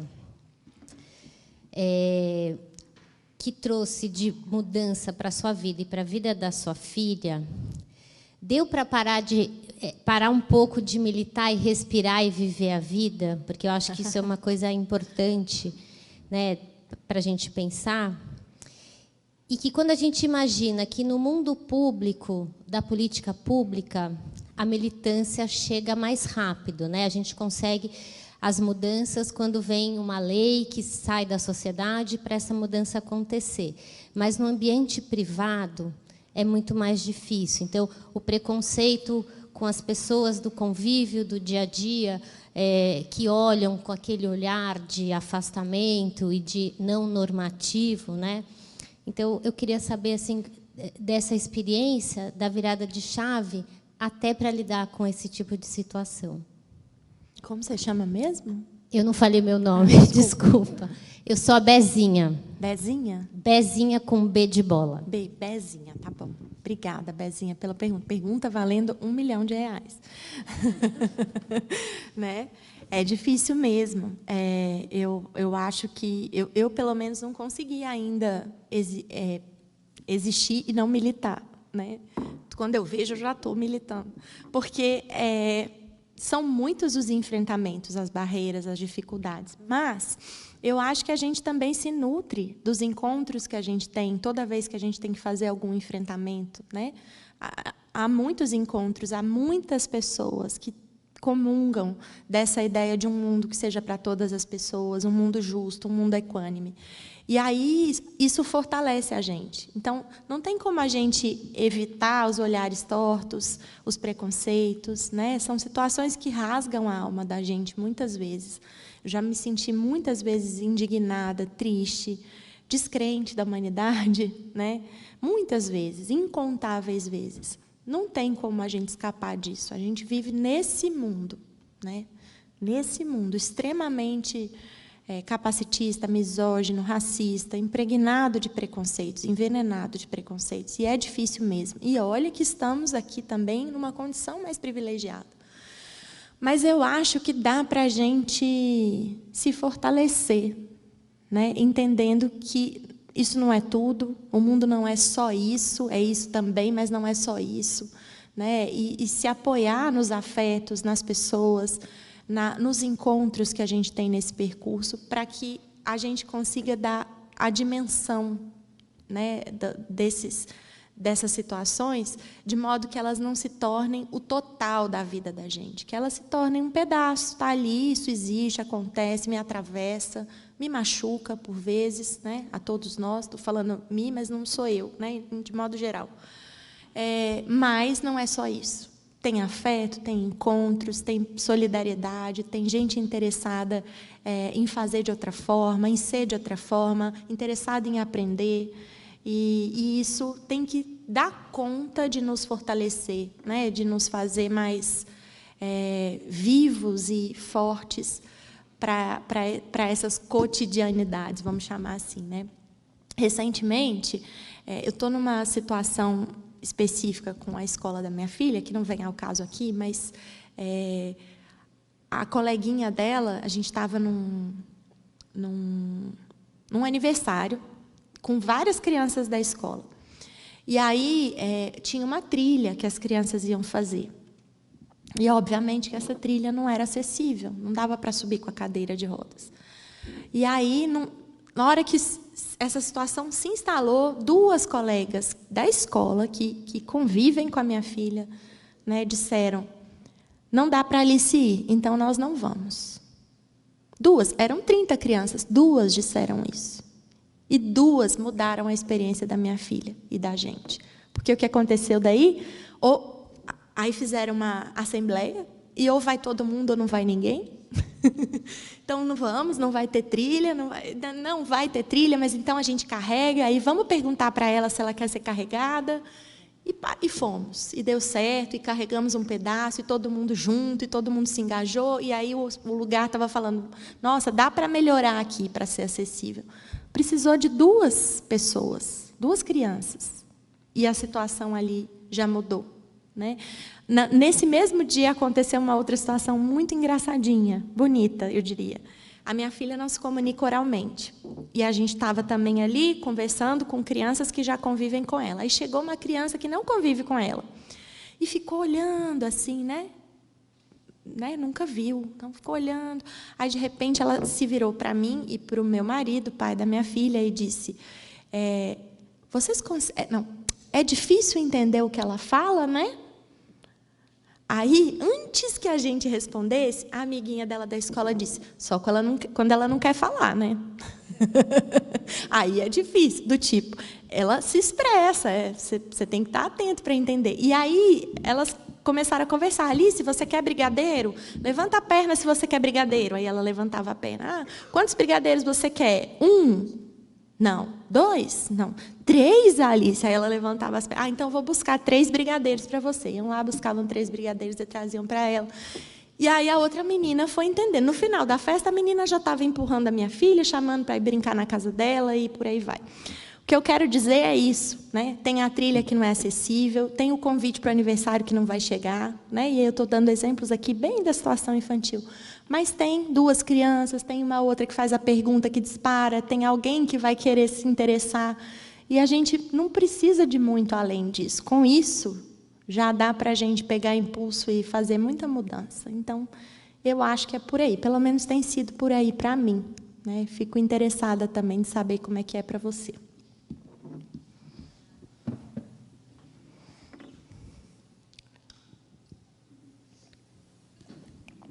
Tem uma pergunta aqui do pessoal que está em casa. Oba! Que não dormiram. Elogiaram aqui, muitos elogios. Que bom. À noite. E o Mário traz uma pergunta de por que, para você, a nossa sociedade permite dizer que a LBI é uma lei que não pegou, sim, desse discurso. Porque a gente não muda comportamento, cultura com lei, né? A lei ajuda, né? A lei ajuda. Nossa, se não tivesse a lei, aí que não mudava mesmo, né?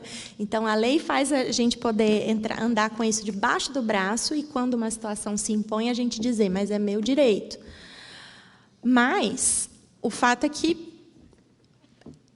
precisa de um tempo, né, para essa mudança acontecer. É um processo histórico, inclusive, exige a paciência histórica da mudança, né? Só a gente comparar, como eu falei antes, né, quantos milhares de anos com outras experiências que são justas de exclusão, de segregação e pouquíssimo tempo com uma lei que é de 2015, né, que aperfeiçoa um pouco algumas leis anteriores que também são muito recentes, são desse milênio. Não deu tempo, né? Foi uma piscadinha de olhos, mas eu tenho esperança, e é uma esperança sem espera, uma esperança muito trabalhadora, que me faz acreditar que eu ainda vou ver essas coisas melhorarem, mudarem na minha geração, né? Na geração da minha filha. E vai ser sempre assim. Porque também, se a gente olhar para trás, né? A geração que nos antecedeu, provavelmente tinha alguma coisa que eles diziam assim, por que isso não pegou também? Né? Tem sido assim. Né?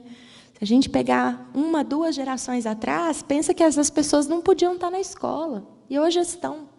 Então, parece que não está mudando, porque a gente tem a urgência da justiça para hoje, para ontem, para amanhã, às 7 horas da manhã, na hora que for entrar na escola. Né? Mas está mudando. Está mudando rápido, e a gente está mais vigilante, mais ativo, mais articulado, mais consciente. Então, vamos chegar lá.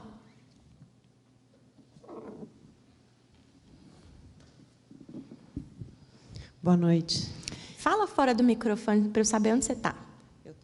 Obrigada. É aqui, tá bom. É porque com o microfone fica em todos os lugares. Sim, sem dúvida. Obrigada. Meu nome é Nicole, eu estou de Verde Preto, sou uma mãe do colégio. Estou maravilhada com a sua exposição. Que aula, obrigada. Obrigada. Eu tenho uma pergunta do alto da ignorância e da vontade de aprender, que é, quando a gente sai do lugar de, como você colocou, e assim fomos criados, né? Tenho 44 anos, tenho 0 formação, não convivi com pessoas de diferentes. Isso. Uhum. E tentando, me esforçando na desconstrução, a gente sai de um lugar de fechar os olhos e não querer ver, eles estavam lá naqueles lugares segregados, para um lugar de eu quero atuar nisso, eu quero fazer uma diferença, e a gente recai, sabe aonde? No capacitismo. Com a melhor das boas Sim. intenções, eu erro, Sim. tentando aceitar. E tenho estudado muito para tentar acolher outras formas de ser, mas qualquer coisa que você possa colocar para a gente, né? Tem mais pais do que educadores aqui na plateia. O que nós, pais, porque eu, hoje em dia, aprendo com meus filhos, é a minha escola. Meus filhos estão numa geração que, graças a Deus, esse colégio está ajudando, nascendo muito mais desconstruídos do que a gente, por natureza, né? Pelo convívio e porque é uma geração um pouco mais aberta, eu quero crer. Mas a gente tem isso que você falou, né? A expressão viés inconsciente.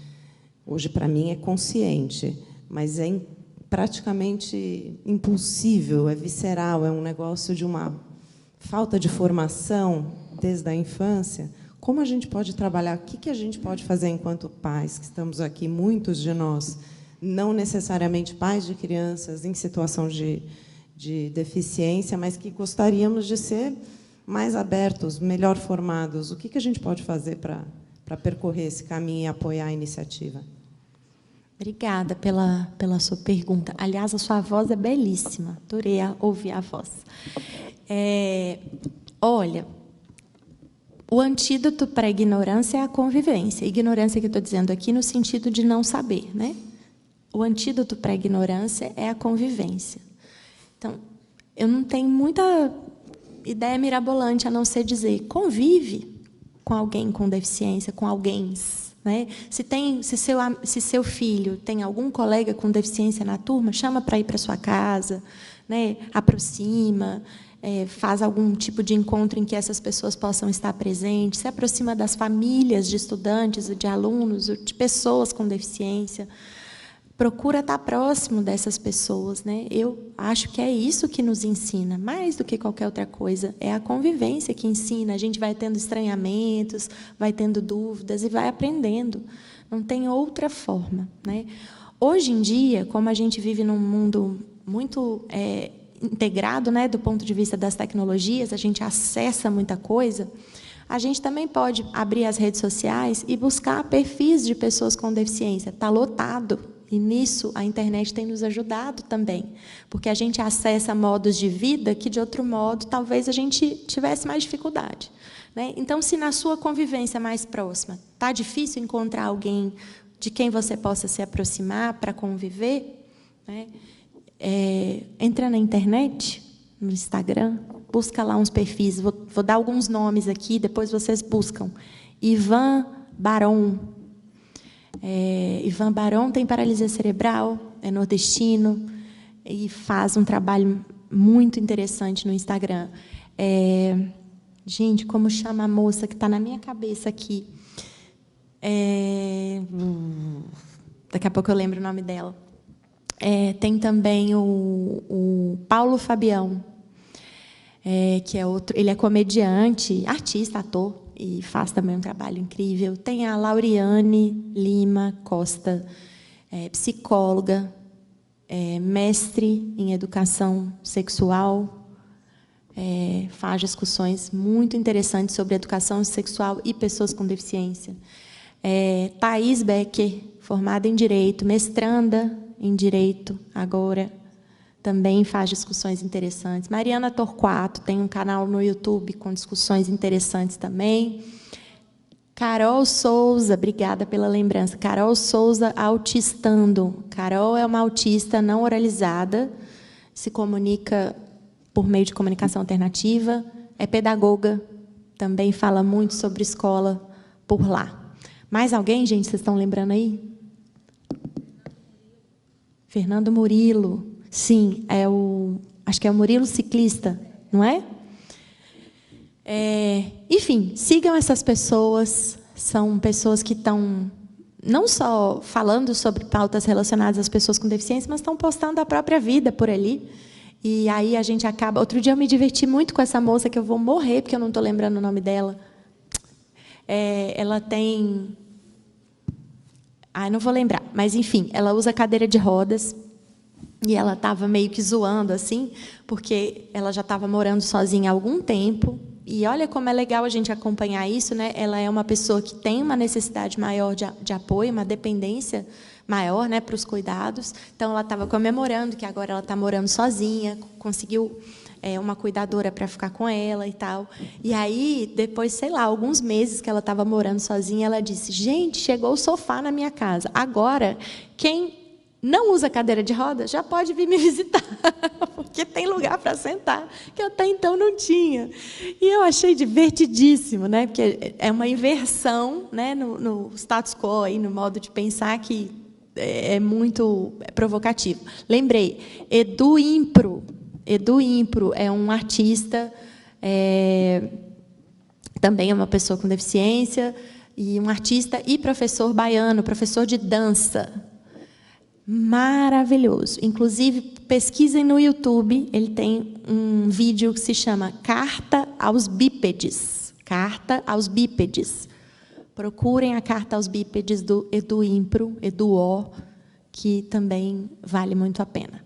Camila Araújo Alves, outra que eu lembrei, também acabou de sair um programa no GNT, se vocês não assistiram, assistam, sobre cães, sobre animais que são de suporte, né? E ali eram cães guias, e saiu a Camila com o Astor e a Puca, que foi uma cachorra, né? Uma cachorra de assistência, e hoje é o Astor. Enfim, vários perfis, não vou lembrar todos, mas procurem, e se quiserem saber outros, me chama também, ou pelo WhatsApp, ou pelo Instagram. Débora tem meus contatos, e eu passo também para vocês. O meu perfil lá no Instagram também, Mariana Rosa 01, Mariana Rosa 01. Aí, se você for lá e olhar quem eu sigo, vai ter quase que só gente com deficiência ali. Então, vai seguindo os outros lá.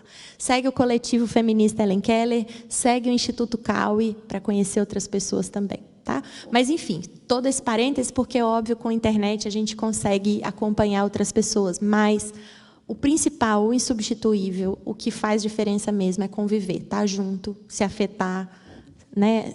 Afetar o outro e aprender em alteridade, é isso que ajuda mesmo. Tá? Obrigada pela pergunta. Tem mais um comentário aqui no chat, da Fernanda, professora de ensino religioso. Penso que incluir, deixar de ser estranho, nasce de uma atitude perante a vida.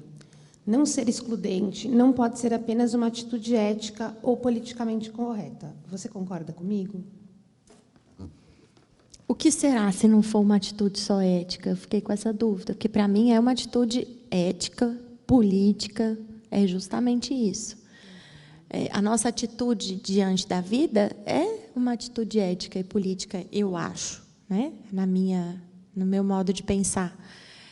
Não sei se eu captei o que ela quis dizer, né? Mas eu acho que a inclusão, antes de ser obrigação legal, antes de ser direito, ela é uma ética, ela é um modo da gente pensar esse mundo, né? Ela é um paradigma de um mundo justo, equânime, né? Então, eu penso muito, meu modo de pensar passa muito mais pelo coletivo, pelo modo como a nossa sociedade está organizada, do que por uma decisão individual, sabe? Óbvio que a decisão individual é importante, mas a gente precisa pensar na construção desse mundo, né, que a gente quer.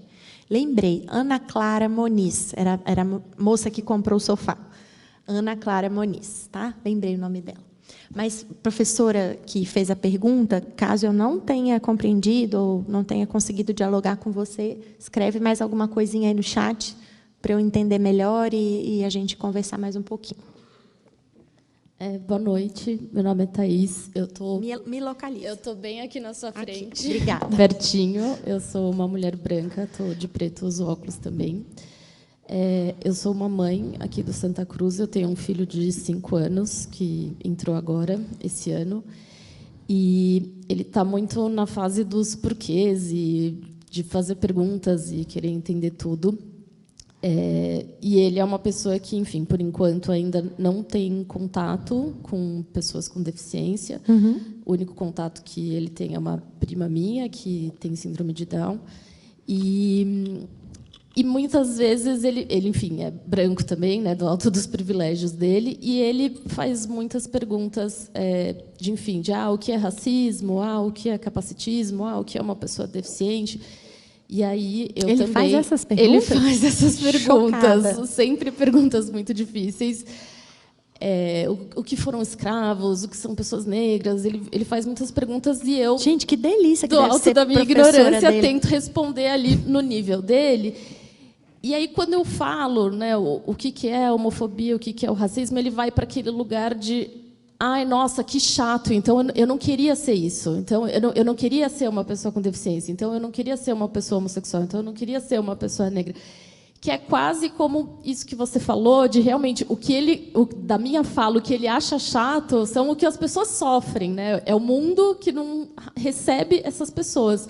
Mas então a minha dúvida, né, considerando que ele não tem essa convivência, né, que você falou que às vezes o melhor que a gente pode fazer é a convivência e também não tem acesso a Instagram nem nada disso, como que a gente pode fazer com crianças, mas também com educadores, porque eu acho que isso é algo que passa também para os adultos, de não ir para esse lugar da dó, de não ir para esse lugar, né? A minha prima, ela tem a minha idade, ela tem síndrome de Down, e mesmo adultos assim tratam ela como se fosse uma criança de 6 anos, sabe? Como se fosse alguém muito inferior, infantiliza muito, né? Tem pena. E para mim é uma grande tarefa isso, tanto crianças quanto educadores, enfim. Adultos não mais do que isso, né? Que você falou, não é só a matrícula, né? Não é só incluir, mas essa afetação que você falou, não passar por esse lugar de dó, de pena, de assistencialismo. Então, minha pergunta é isso, como que a gente faz para não passar por isso e passar por uma coisa de, enfim, que linda que é a diferença, e todo mundo vai enfrentar barreiras, etc. É que eu fico pensando que o que ele está nomeando como chato, ou com dó, vou falar desse caso específico, né? Não dá para falar de maneira geral. Não é a condição da pessoa, é a injustiça que ela sofre, né? Então, talvez ajudá-lo a entender isso. Ele tem razão, é chato mesmo. Né? É chato que ser essa pessoa nesse mundo, né? Então, eu fico com essa impressão. Quando ele diz é chato, eu não queria ser essa pessoa, porque eu não quero sofrer, eu não quero conviver com injustiça, eu não quero. Então, ele está nomeando da maneira dele, né? Da maneira como ele compreendeu isso. Aí, acho que a conversa pode seguir. Como você acha que isso podia ser diferente? Será que isso podia ser diferente? Por que será que para essas pessoas é assim e para outras é assado, né? Acho que vale encorpar a conversa e continuar com mais perguntas, né? No sentido de ajudá-lo a imaginar uma outra possibilidade, né? Um mundo em que fosse tudo bem, né? Nem legal, nem ruim. É um jeito, né? Como é que teria que ser esse mundo, né? Talvez fazer essas perguntas, talvez pegar livros, biografias, né, de pessoas e mostrar para ele, por exemplo, se ele lê uma biografia da Helen Keller, pode ser que ele ache muito legal. Puxa, mamãe, que legal aqui, quanta coisa ela fez, né? Se ele lê a biografia, sei lá, do Mandela, de pessoas que pertencem a grupos minorizados, né? Da Carolina de Jesus. Vamos ler essas biografias, entender o que essas pessoas viveram, entender que foi ruim não pela condição individual delas, mas pelo que elas foram, pelo mundo ao qual elas foram apresentadas e pelas opressões que elas sofreram, e aí despertando essa consciência, né? Eu acho que pode ser um caminho. Me fez lembrar que quando a minha filha estava aprendendo a escrever, logo no inicinho, né, ela tinha acabado de ser alfabetizada, e a gente foi fazer uma atividade que era escrever um livro. E aí a gente perguntou para ela: você quer escrever um livro sobre coisas que você vive ou sobre a sua imaginação? E aí ela disse: eu quero escrever um livro sobre a minha imaginação. Ela disse assim, né, com a cabeça, eu estou dizendo como que eu interpretei. Mas eu pergunto: quer escrever um livro sobre coisas que você vive? Ela faz não. Quer escrever um livro sobre a sua imaginação? Ela faz sim. Ah, então tá bom, um livro sobre a sua imaginação. O que é que você quer imaginar? Onde vai se passar o enredo desse livro? Na cidade. É um livro sobre a cidade. Tá bom, a cidade que a gente mora? Não. Uma cidade imaginária. Tá bom, então vamos começar. Como é que você quer começar? Quer começar com Era uma Vez? Quer começar com Um Dia? Quero começar com Era uma Vez. Tá bom, Era uma Vez. E aí ela passou a ditar, letra por letra, o que veio em seguida. E o que ela escreveu foi: era uma vez uma cidade sem buracos. A Débora, que estava falando dos passeios por BH, vai me entender. Era uma vez uma cidade sem buracos. Ela não escreveu, era uma vez uma menina que corria, uma menina que andava, uma menina que falava. Ela escreveu, era uma vez uma cidade sem buracos. Ela imaginou, né, como é que podia ser esse mundo se ela vivesse numa cidade sem buracos. E os buracos aqui podem ser tantos, né, metaforicamente falando. Então, eu fico pensando que esse exercício de imaginação, né, que o seu filho me remeteu, ele é importante, porque sem isso a gente não recria esse mundo, né? Sem isso a gente vai só achar que é muito ruim viver aqui. A gente precisa imaginar, recriar, pensar um outro mundo. E ele tem interesse nisso, né? Então, acho que talvez esses exercícios de imaginação ajudem. Tem um livro do Rubem Alves que chama Como Nasce a Alegria. É um livro antigo, mas muito sensível exatamente nesse aspecto. Tem uma florzinha lá, é a única flor que é de um outro jeito, e aí todo mundo acha que essa flor é triste, e aí tem todo um enredo ali sobre isso. Acho que também é uma leitura que você pode, sugiro, né, que você faça com ele. E tem uma coleção da editora Mostarda. Não estou fazendo propaganda, tá, gente? Não ganho nada para isso. Mas a editora Mostarda tem uma coleção só de biografias de pessoas importantes na história e sobre as quais a gente sabe muito pouco. Se você digitar lá, editora Mostarda, coleção, você vai ver lá vários, Carolina de Jesus, Mandela, Martin Luther King, Malcolm X e tantos outros. Estou falando da coleção em relação à literatura, as pessoas negras, mas tem outros nomes também. Acho que essas coisas podem ser um começo, mas, pelo visto, ele precisa de pouco apoio. Ele já é bem curioso, que é ótimo, né? Obrigada, Bom, viu, pela pergunta. Eu vi uma mão levantando Mariana, aqui assim. Eu sou conhecida como a que termina. Desculpa. E esse tem sido um cuidado e que eu acho que está em muitas falas, mas na sua está insuportável. Porque eu sei que a gente quer conversar mais, perguntar mais. Eu acho que a gente tem uma responsabilidade de te trazer de novo para dar um pulinho aqui. Não precisa ser necessariamente como foi dessa vez, de Belo Horizonte para São Paulo, de São Paulo para Belo Horizonte.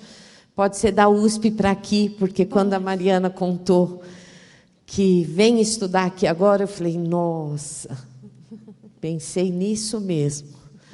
Vamos ter companhia. Mas eu sinto que tem sido importante uma hora que a gente fala, foi muito bom.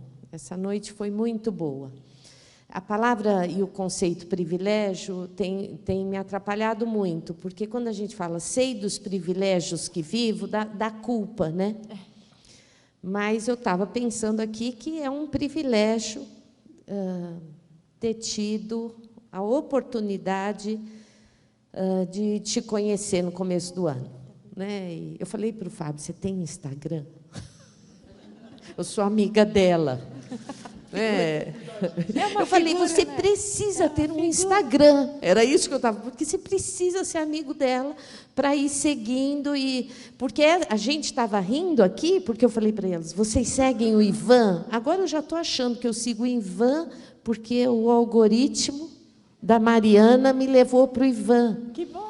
Essa semana eu falei para ela, vocês precisam seguir o Ivan, porque eu indiquei o Ivan para o Fábio. Tá vendo? Falei, ele vai falando dos conceitos que a gente tem dificuldade em ir perguntando e ir nomeando, mas o que eu queria dizer com isso é que a pergunta da Bezinha ajuda a gente a pensar que se tem um jeito de ir criando uns contextos de esperança e de trabalho, é no diálogo. E eu acho super difícil. Ontem eu tive uma conversa boa com o Luiz, que está ali, e falei isso para ele de novo. Como é difícil, como é importante ir criando contextos de diálogo. Né? Então, vamos lá. Não significa que eu saia de todas essas situações pensando, pronto, pelo contrário. mas a gente vai criando perguntas, vai criando contextos de cuidado da escola com a família, da família com a escola. Está todo mundo precisando de cuidado. Nós estamos numa sociedade que perdeu o lugar do cuidado, qual que é o lugar que é da família, mas qual é o lugar que é da escola e como é que a gente se aproxima nessa rede com muito cuidado, pisando nesse chão devagarinho. E que importante que a gente tem boa companhia, né? E que vai mostrando essa possibilidade da gente fazer redes. Queria dizer que no YouTube da escola, para vocês perceberem que diretora pedagógica mais conectada que eu sou. Isso. Instagram, né? YouTube. No YouTube da escola, a gente tem um tanto de conversa sobre estas questões que estão colocadas, né? Quando a gente ouve o professor Cabenguele, é sobre isso que nós estamos falando. Quando a gente ouve a professora Nilma, é sobre isso que a gente está falando. Quando a gente ouve o Luiz, coordenador do Instituto Rodrigo Mendes, é sobre isso que a gente está falando também. Quando a gente ouve o José Sérgio Fonseca, professor da Faculdade de Educação, falando sobre escola e democracia, é sobre isso que a gente está falando. E eles estão todos lá. Então, vai andar na praça, liga no YouTube do Santa, que coisa que eu estou fazendo aqui, ao vivo, estou começando a ficar sem graça. E o pior é que eu não posso dizer, como a Mariana, que ela não ganha para isso. De certa forma, eu tenho aí uma remuneração, mas eu estou fazendo isso por crença, que tem uma política no diálogo e no coletivo, e quem anda com a gente, que está posta nestas conversas, e que tem uma complexidade que a Mariana citou, dá um pouquinho de medo, no meu caso dá muito medo, mas não é um medo que tem nos paralisado, é um medo que tem feito com que a gente tenha coragem. Por que isso, para fechar? Porque na conversa com a Mariana, ela falou, se todos os seres humanos são únicos, e eu fui escrevendo, ela lá em Belo Horizonte, eu pensava, é o título. E eu escrevi, se todos os seres humanos são únicos, vou falar isso ao vivo agora. Aí eu escrevi, qual o problema da diferença? E falei, nossa, o título a Mariana que deu está resolvido. Mandei para ela, falei, ó, você que deu esse título. Ela falou, fica um pouquinho melhor, se todos os seres humanos são únicos, qual o nosso incômodo com a diferença? Aí eu percebi que o problema tinha sido eu que tinha. Porque ela não corrigiu ela. De alguma forma, eu traduzi. E aí a gente teve essa coisa tão bonita da Mariana me revisar, e eu não contei, é mesmo, fica melhor. Mas eu pensei, fui eu que traduzi assim. Incômodo, por qual o problema? Qual o nosso problema com a deficiência? E qual o nosso incômodo? Muda muito, não muda? E aí a gente teve a ideia de fazer uma segunda fala, que eu queria convidar todos vocês para a gente ir entendendo isso como uma questão única, mas com narrativas distintas. A professora Luciana Alves, vice-reitora da Universidade Federal, educadora negra, e a gente decidiu fazer o mesmo título, parte 2, dia 26 de setembro. Tá? Então, a Mariana abriu essa dupla de encontros, e a professora Luciana Alves fecha. E, em novembro, a gente vai ter um privilégio aqui. Nós vamos ter, na noite literária, a presença da Olivia Byton, porque a gente foi lendo, para encontrar alguém que pudesse, a partir da literatura, conversar com a gente, e ela achou muito bom o convite, muito bacana o nosso desejo de ouvir sobre a experiência da Olivia. O livro que a gente tem que ler é O que é que ele tem, tá? Que é o título do livro da Olivia. Vamos lá, então, em frente, com muita honra por ter te recebido, por ter a equipe do NUP aqui presente, todos os pais, mães, educadores, Fábio, muito obrigada. Muito obrigada. Obrigada. Muito obrigada.